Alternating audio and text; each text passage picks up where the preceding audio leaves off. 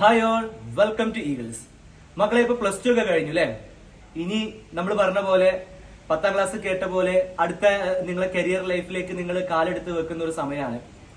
Science സ്ട്രീമിൽ നിന്നുള്ള വിദ്യാർത്ഥികൾ ഉണ്ടാവാം, കൊമേഴ്സ് സ്ട്രീമിൽ നിന്നുള്ള വിദ്യാർത്ഥികൾ ഉണ്ടാവാം, ഹ്യൂമാനിറ്റീസ് എന്നുള്ള വിദ്യാർത്ഥികൾ ഈ വീഡിയോ കാണുന്നുണ്ടാവാം. നമുക്കറിയാം, ഇപ്പൊ ട്രെൻഡിങ് ആയിക്കൊണ്ടിരിക്കുന്ന ഡോക്ടറോ എഞ്ചിനീയറോ എന്നുള്ള കോഴ്സുകൾ അല്ലാതെ മാർക്കറ്റിൽ ഏറ്റവും ട്രെൻഡിങ് ആയിക്കൊണ്ടിരിക്കുന്ന കോഴ്സുകൾ കൊമേഴ്സ് കോഴ്സുകളിലെ CA, CMA, ACCA പോലത്തെ കോഴ്സുകളാണ്. സയൻസിൽ നിന്നും കൊമേഴ്സിൽ നിന്നും ഹ്യൂമാനിറ്റീസിൽ നിന്നും അടക്കം വിദ്യാർത്ഥികൾ എന്ത് ചെയ്യുന്നുണ്ട്? ഇത്തരം കോഴ്സുകൾ ചൂസ് ചെയ്യുന്നുണ്ട്. അപ്പോ നിങ്ങൾക്ക് യഥാർത്ഥത്തിൽ ഇതിൽ ഏത് കോഴ്സാണ് കറക്റ്റ് അഡാപ്റ്റ് ആവുക? നിങ്ങൾ ഏത് കോഴ്സ് എടുത്താലാണ് നിങ്ങളുടെ ലൈഫ് സെറ്റ് ആവുക? നിങ്ങൾക്ക് ഏതാണ് ഇതിൽ കറക്റ്റ് ആയിട്ടുള്ള കോഴ്സ് എന്ന് ചൂസ് ചെയ്യുന്നതുമായി ബന്ധപ്പെട്ട് നിങ്ങൾക്ക് ഒരു ഗൈഡൻസ് തരാൻ വേണ്ടിയിട്ടാണ് എന്ത് ചെയ്യുന്നത് ഈ വീഡിയോ റെക്കോർഡ് ചെയ്തിട്ടുള്ളത്. മനസ്സിലാക്കുക, നിങ്ങൾ ഈ ഒരു മാർക്കറ്റിന്റെ യാഥാർത്ഥ്യങ്ങൾ എപ്പോഴും മനസ്സിലാക്കിയിരിക്കണം. കാരണം പണ്ട് മുതൽ നമ്മൾ ഇന്ന് വരെ ഒന്നും കേൾക്കാത്ത പല കോഴ്സുകളും ഇപ്പൊ മാർക്കറ്റിൽ സുലഭമായിട്ട് നമ്മൾ ട്രെൻഡിങ് ആയി കേട്ടുകൊണ്ടിരിക്കുന്നുണ്ടെങ്കിൽ അതിന്റെ ബാക്കിൽ പലതരത്തിലുള്ള മാർക്കറ്റിംഗ് ട്രെൻഡുകൾ അടക്കം എന്നുണ്ട്. അപ്പോ നമ്മൾ ഏതെങ്കിലും ഒരു കോഴ്സിൽ മാർക്കറ്റിംഗിന്റെ അടിസ്ഥാനത്തിലോ അല്ലെങ്കിൽ മറ്റുള്ളവർ പറയുന്ന കൺവിൻസ്ഡ് ആയിട്ട് എന്തെങ്കിലും കേട്ടതിന്റെ അടിസ്ഥാനത്തിലോ മാത്രം നമ്മൾ എന്ത് ചെയ്യരുത്, നമ്മുടെ കരിയർ ചൂസ് ചെയ്യരുത്. കാരണം നിങ്ങൾ അടുത്ത 5 വർഷം പഠിക്കാൻ പോകുന്നത് അല്ലെങ്കിൽ അടുത്ത 4 വർഷത്തിനുള്ളിൽ നിങ്ങൾ കംപ്ലീറ്റ് ചെയ്ത് ഒരു കമ്പനിയിൽ കയറി നല്ലൊരു ജോലിക്ക് ചെയ്യുന്ന സമയത്ത് പിന്നീട് നിങ്ങൾക്ക് ഒരു മൈൻഡ് വരരുത്, അയ്യോ ഞാൻ ഇതല്ലായിരുന്നു ചെയ്യേണ്ടത്, ഞാൻ ഈ ജോബിലല്ലായിരുന്നു പ്രിഫർ ചെയ്യേണ്ടത്, എനിക്ക് ഈ സെക്ടർ അല്ലായിരുന്നു വേണ്ടത് എന്ന് തോന്നുന്ന തരത്തിലേക്ക് നിങ്ങൾ മാറാൻ പാടില്ല. അതുകൊണ്ട് തന്നെ 100% നിങ്ങളുടെ സെലക്ഷൻ എന്ന് പറയുന്നത് ശരിയായിരിക്കണം. ഞാൻ ഈ കൊമേഴ്സ് കോഴ്സുകളെ കുറച്ച് കാറ്റഗറൈസ് ചെയ്യാൻ ആഗ്രഹിക്കുന്നു. അതായത് പഠിക്കാൻ കഴിവുള്ളവരായിക്കോട്ടെ അല്ലെങ്കിൽ ഫിനാൻഷ്യലി ഉള്ളവരായിക്കോട്ടെ, എന്ത് അടിസ്ഥാനത്തിലാണെങ്കിൽ പോലും ഈ കൊമേഴ്സ് കോഴ്സുകളെ ഞാൻ വളരെ ഒരു ചെറിയ റാങ്കിങ് ലെവലിലോട്ട് കൊണ്ടുപോകണം. ഈ റാങ്കിങ് എന്ത് അടിസ്ഥാനത്തിലാണ് എന്നൊരു കമന്റും ഒരു കാരണവശാലും വരാൻ പാടില്ല. കാരണം നിങ്ങൾക്ക് ഫൈനാൻസ് ലെവലിൽ നോക്കുമ്പോൾ പലതരത്തിലുള്ള റാങ്കിങ് വ്യത്യാസം വരും, കോഴ്സിന്റെ ടഫ്നെസ് നോക്കുമ്പോൾ വ്യത്യാസങ്ങൾ വരും, കോഴ്സിന്റെ ജോബ് സെക്ടർ നോക്കുമ്പോൾ ഇതിന്റെ റാങ്കിങ്ങൾ വ്യത്യാസം വരും. അപ്പൊ പല ഫാക്ടേഴ്സ് എടുക്കുമ്പോൾ നമ്മൾ ഈ റാങ്ക് ചെയ്യുന്ന സംഭവം അങ്ങോട്ടും ഇങ്ങോട്ടും മാറും. പക്ഷെ ഞാനൊരു ബേസിക് അടിസ്ഥാനത്തിന്റെ പേരിൽ, അതായത് നിങ്ങൾ ഇടാൻ പോകുന്ന എഫേർട്ട്, ഈ എഫേർട്ടിനെ അടിസ്ഥാനമാക്കി ആയിരിക്കും ഞാൻ എന്ത് ചെയ്യുന്നത് എല്ലാ വിദ്യാർത്ഥികൾക്കും റാങ്കിങ് കൊടുക്കുക. കാരണം മറ്റുള്ളതൊക്കെ നമുക്ക് പിന്നെയും എന്ത് ചെയ്യാം, ചിന്തിച്ചിട്ട് മാറ്റം വരുത്താനും ഒക്കെ പറ്റും.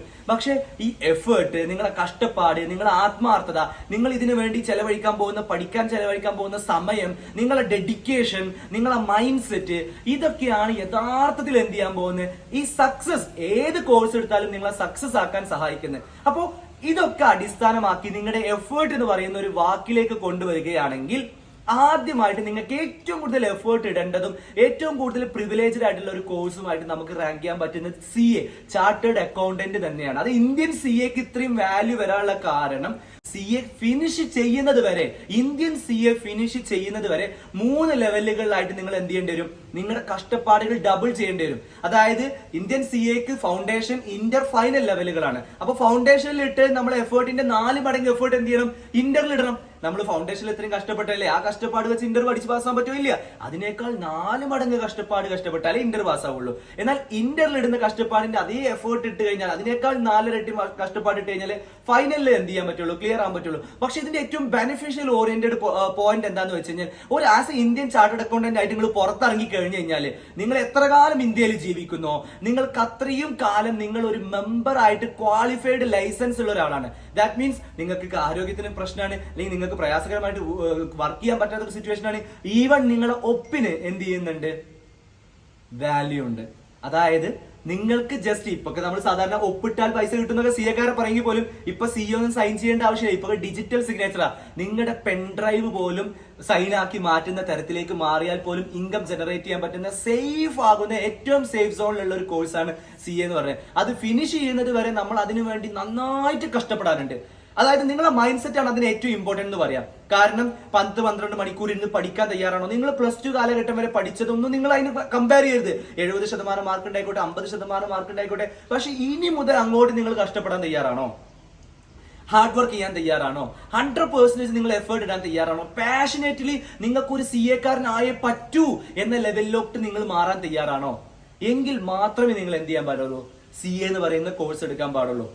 എന്നാൽ അത് എനിക്ക് വയ്യ, എനിക്ക് ഇത്ര ടഫ് ആയിട്ടൊന്നുള്ള ഒരു കോഴ്സ് വേണ്ട, എനിക്ക് അക്കൗണ്ടിങ് ലെവലിൽ ഇത്രയും പ്രയാസകരമാവുന്ന ഒരു തരത്തിലോട്ട് വേണ്ട, എനിക്ക് ഒരു 3-4 വർഷം കൊണ്ട് തന്നെ ഒരു സിമ്പിൾ ആയിട്ടുള്ള കുറച്ച് ഇതിന് ഇത്രയും CAന്റെ അത്രയും ടഫ് ഇല്ലാത്തൊരു കോഴ്സ് ലെവലിലോട്ട് പോവുകയാണെങ്കിൽ മക്കളെ നിങ്ങൾക്ക് അവിടെ എന്തുണ്ട്, CMA ഇന്ത്യ, അതുപോലെ തന്നെ CS, അതുപോലെ തന്നെ ACCA പോലത്തെ കോഴ്സുകൾ ഉണ്ട്.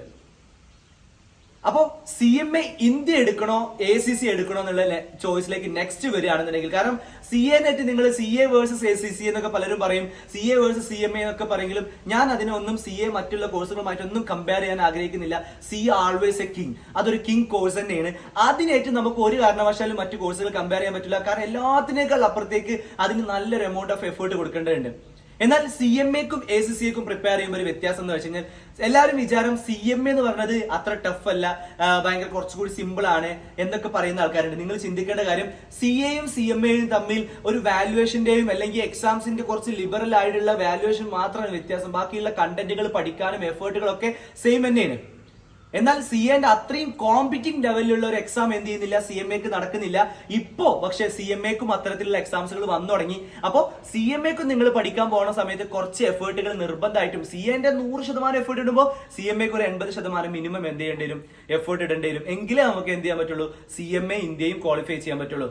ഇനി നെക്സ്റ്റ് ലെവലിലോട്ട് വരുമ്പോൾ ACC എന്ന് പറയുന്ന ഒരു എക്സാം ഉണ്ട്. നമുക്കറിയാം അമേരിക്കൻ CA അല്ലെ, 180ഓളം രാജ്യങ്ങളിൽ വാല്യൂ ഉള്ള കോഴ്സാണ് ACC എന്ന് പറയുന്നത്. ഇന്ത്യയിൽ അതിന് വാല്യൂ വരുന്ന ഉള്ളൂ. പക്ഷെ പുറം രാജ്യങ്ങളിൽ ACCക്ക് ഇപ്പോഴും എന്തുണ്ട്, നല്ല വാല്യൂ ഉണ്ട്. പുറത്ത് ഇപ്പൊ എസ്പെഷ്യലി ദുബായ് കൺട്രീസ് ഒഴികെ മറ്റു രാജ്യങ്ങളിലൊക്കെ നോക്കുകയാണെങ്കിൽ ACCക്കാരനാണ് ഇന്ത്യൻ CAക്കാരന്റെ വില എന്ത് ചെയ്യുന്നുണ്ട്, മറ്റു കൺട്രീസിലെ ACCക്കാരൻ കിട്ടുന്നുണ്ട്.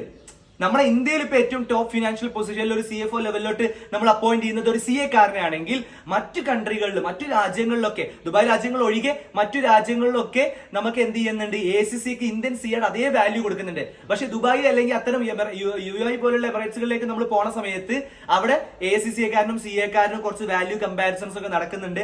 അത് പിന്നെ ക്വാളിറ്റിക്ക് അനുസരിച്ച് CAക്കാരന് പോസ്റ്റ് കൊടുക്കും, പിന്നെ പെർഫോമൻസിനനുസരിച്ച് ACCക്കാരനും ജോബ് കൊടുക്കും. സാലറി സ്കെയിലിൽ ചെറിയ ചെറിയ വ്യത്യാസങ്ങൾ ഉണ്ടെന്ന് പ്രത്യേകതകളുള്ളൂ. പക്ഷെ ACCയുടെ എന്താ സുഖം, 13 പേപ്പറുകളാണുള്ളത്. നമുക്ക് ഓരോന്നും പേപ്പർ വൈസ് എഴുതിയെടുക്കാം എന്നുള്ളതാണ് ACCക്ക് കിട്ടുന്ന ഏറ്റവും വലിയ അഡ്വാൻറ്റേജ് എന്ന് പറഞ്ഞത്. കാരണം 3 മാസം കൂടുമ്പോൾ എക്സാമുകൾ ഒരു വർഷത്തിൽ നടക്കുന്നുണ്ട്. ഒരു വർഷത്തിൽ 4 തവണ എക്സാം നടക്കുന്നുണ്ട്. ഓരോ 3 മാസം കൂടുമ്പോൾ എന്ത് ചെയ്യുന്നുണ്ട്, എക്സാംസ് നടക്കുന്നുണ്ട്. അതുകൊണ്ട് തന്നെ നിങ്ങൾക്ക് എന്ത് ചെയ്യാൻ പറ്റും, ഒരു സബ്ജക്ട് 3 മാസം കൊണ്ട് പ്രിപ്പയർ ചെയ്ത് ആ സബ്ജക്റ്റിൽ മാത്രം ഫോക്കസ് ചെയ്ത് അതിന്റെ പ്രിപ്പറേഷൻ ചെയ്ത് നല്ല ലെവലിൽ ഹാർഡ് വർക്ക് ചെയ്ത് കഴിഞ്ഞാൽ ആ എക്സാം നിങ്ങൾക്ക് പാസ് ആവാൻ പറ്റും എന്നുള്ളതാണ്. പക്ഷെ അവിടെ ശ്രദ്ധിക്കേണ്ടത് എന്താണെന്ന് വെച്ച് കഴിഞ്ഞാൽ, ACCക്ക് നിങ്ങൾ ഇൻസ്റ്റിറ്റ്യൂട്ടും കൂടി നല്ല റൈറ്റ് ആയിട്ട് ചൂസ് ചെയ്ത് കഴിഞ്ഞാൽ, അതായത് നിങ്ങളെ ശ്രദ്ധിക്കാനും നിങ്ങളെ കമ്പാരിറ്റീവ്ലി പഠിപ്പിക്കാനും നിങ്ങളെ ഫോഴ്സ് ചെയ്ത് നിങ്ങളെ കൃത്യമായി ഗൈഡ് ചെയ്യുന്നുണ്ടെന്ന് ഉറപ്പുവരുത്താൻ പറ്റി കഴിഞ്ഞാൽ, ഇതിന് പേപ്പർ വൈസ് ആണ് എക്സാം ഫീസ്. അറൌണ്ട് 11,000 അടുത്തൊക്കെ ഒരു പേപ്പറിന് ഫീസ് ഉണ്ട്, എക്സാം ഫീസ് വരുന്നുണ്ട്. അപ്പൊ അത് പോവാതിരിക്കാനുള്ള ഒരു സേഫ് സോൺ കളി നിങ്ങൾക്ക് എന്ത് ചെയ്യാൻ പറ്റും, നല്ല കോച്ചിങ് കിട്ടുന്നോടത്ത് ജോയിൻ ചെയ്താൽ നിങ്ങൾക്ക് എന്ത് ചെയ്യാൻ പറ്റും, പാസ് ആവാൻ പറ്റും എന്നുള്ളതാണ് ACCക്ക്. മക്കളെ, നിങ്ങൾ അവസാനമായിട്ട് ഫൈനലി ചിന്തിക്കേണ്ട ഒരു കാര്യം എന്ന് പറഞ്ഞു കഴിഞ്ഞാൽ, നിങ്ങൾ ഏത് കോഴ്സാണെന്നുള്ളത് നല്ല കൗൺസിലിംഗ് സെഷൻസ് അറ്റൻഡ് ചെയ്ത്, എസ്പെഷ്യലി നമ്മൾ ഈഗിൾസിന്റെ അണ്ടറിൽ ഒരു സ്റ്റഡി കൗൺസിലിംഗ് സെഷൻസ് നമ്മൾ കൊടുക്കുന്നുണ്ട്. സ്റ്റുഡൻസിന് ഡയറക്റ്റ് ഈഗിൾസിന് മലപ്പുറത്തുള്ള ബ്രാഞ്ചിൽ വന്ന് നിങ്ങൾക്ക് കറക്റ്റ് ആയിട്ട് കൗൺസിലിംഗ് അറ്റൻഡ് ചെയ്ത് ഏത് കോഴ്സാണ് നിങ്ങൾക്ക് അഡാപ്റ്റീവ് ആയിട്ടുള്ളത് എന്ന് തീരുമാനിച്ച് നിങ്ങൾക്ക് അതിന് ജോയിൻ ചെയ്യാവുന്ന എല്ലാവിധ സഹായങ്ങളും എന്ത് ചെയ്യുന്നുണ്ട്, ഈഗിൾസ് പ്രൊവൈഡ് ചെയ്യുന്നുണ്ട്. കറക്റ്റ് ആയിട്ടുള്ള ഒരു ഡിസിഷൻ എടുക്കാൻ നിങ്ങൾക്ക് കഴിയണം. കാരണം തെറ്റായ ഒരു ഡിസിഷൻ എടുത്തു കഴിഞ്ഞു കഴിഞ്ഞാൽ നിങ്ങളെ കരിയറിൽ നിങ്ങൾക്ക് പിന്നീട് അത് മാറ്റം വരുത്താനോ അല്ലെങ്കിൽ അപ്ഡേഷൻസ് വരുത്തുമ്പോഴോ ഒരുപാട് പ്രയാസങ്ങൾ നേരിടേണ്ടി വരും. അതിനൊരു റൈറ്റ് ഡിസിഷൻ എടുക്കാൻ നിങ്ങൾക്ക് ഓരോരുത്തർക്കും സാധിക്കട്ടെ. എന്ത് സംശയങ്ങളുണ്ടെങ്കിലും നിങ്ങൾക്ക് താഴെ എന്ത് ചെയ്യാം, ഡിസ്ക്രിപ്ഷനിൽ കമന്റ് ചെയ്യാം. നിങ്ങൾ ഈ ചാനൽ സബ്സ്ക്രൈബ് ചെയ്യുക. ഇതുമായി ബന്ധപ്പെട്ട പ്രൊഫഷണൽ കോഴ്സുകൾ മുഴുവൻ നമ്മൾ അതിൽ ഈ ഒരു ചാനലിലൂടെ നമ്മൾ സംസാരിക്കുന്നതായിരിക്കും. തീർച്ചയായിട്ടും നിങ്ങൾക്ക് എന്ത് ചെയ്യാൻ പറ്റട്ടെ, നല്ലൊരു കൗൺസിലിംഗ് സെഷൻസ് അറ്റൻഡ് ചെയ്ത് നിങ്ങൾ നല്ലൊരു കരിയർ ചൂസ് ചെയ്യാൻ പറ്റട്ടെ. Wish you all the best.